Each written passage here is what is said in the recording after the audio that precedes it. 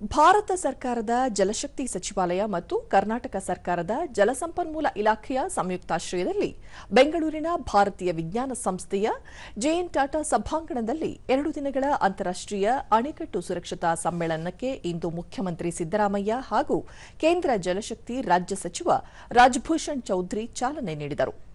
ಕಾರ್ಯಕ್ರಮದಲ್ಲಿ ಉಪಮುಖ್ಯಮಂತ್ರಿ ಹಾಗೂ ಜಲಸಂಪನ್ಮೂಲ ಸಚಿವ ಡಿಕೆ ಶಿವಕುಮಾರ್, ಜಲಶಕ್ತಿ ಸಚಿವಾಲಯದ ಹಿರಿಯ ಅಧಿಕಾರಿಗಳು ಪಾಲ್ಗೊಂಡಿದ್ದರು. ಇದೇ ವೇಳೆ ಜಲ ನಿರ್ವಹಣೆಗೆ ಸಂಬಂಧಿಸಿದ ಕೈಪಿಡಿಗಳನ್ನು ಗಣ್ಯರು ಬಿಡುಗಡೆ ಮಾಡಿದರು.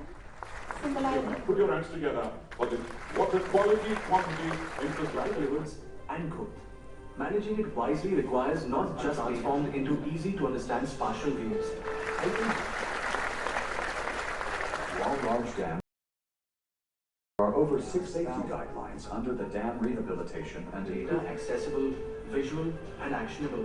Rajbhushan Chaudhary, Honorable Union Minister of State. This huge water data is presented as various micro catchment area.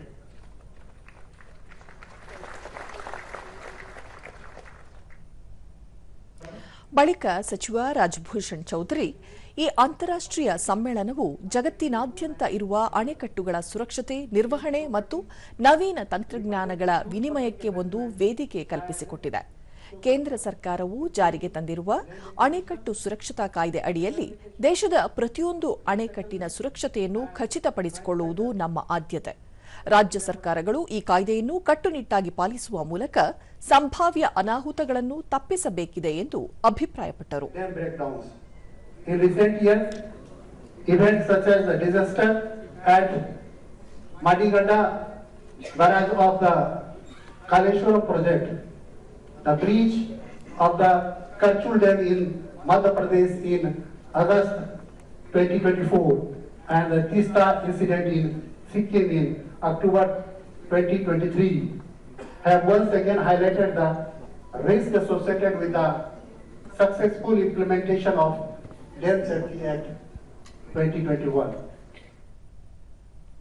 ಮುಖ್ಯಮಂತ್ರಿ ಸಿದ್ದರಾಮಯ್ಯ, ಕರ್ನಾಟಕದಲ್ಲಿರುವ ಹೆಚ್ಚಿನ ಅಣೆಕಟ್ಟೆಗಳು ದಶಕಗಳಷ್ಟು ಹಳೆಯದಾಗಿದ್ದು, ಇವುಗಳ ಸುರಕ್ಷತೆಯು ಕೇವಲ ಇಂಜಿನಿಯರಿಂಗ್ ವಿಷಯವಲ್ಲ, ಇದು ಲಕ್ಷಾಂತರ ರೈತರ ಬದುಕು ಮತ್ತು ಸಾರ್ವಜನಿಕರ ಆಸ್ತಿಪಾಸ್ತಿಯ ರಕ್ಷಣೆ ವಿಷಯವಾಗಿದೆ. ನಮ್ಮ ಸರ್ಕಾರ ಹಳೆಯ ಅಣೆಕಟ್ಟುಗಳ ಆಧುನೀಕರಣಕ್ಕೆ ಬದ್ಧವಾಗಿದೆ ಎಂದರು. ಸುಮಾರು 230ಕ್ಕೂ ಹೆಚ್ಚು ಅಣೆಕಟ್ಟೆಗಳು ರಾಜ್ಯದಲ್ಲಿದ್ದು, ದೇಶದಲ್ಲೇ ಇವು 6ನೇ ಸ್ಥಾನದಲ್ಲಿದೆ. 4800 ಮೆಗಾವ್ಯಾಟ್ ಹೈಡ್ರೋ ಪವರ್ ಉತ್ಪಾದನೆಯಾಗುತ್ತಿದೆ ಎಂದು ತಿಳಿಸಿದರು. Kaveri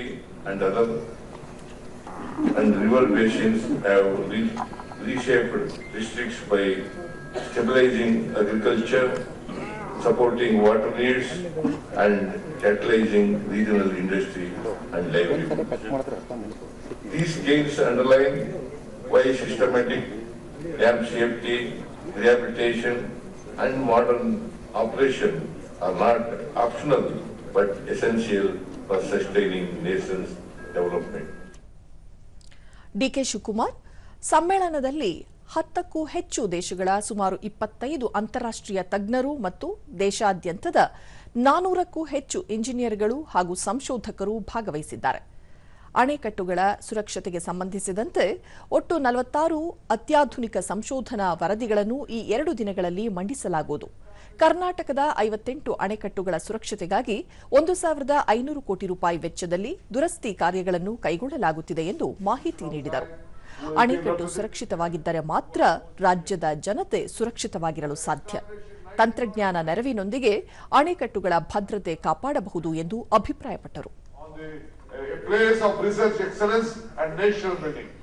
It has produced distinguished scientists, engineers, global leaders who have shaped industry and public policy worldwide.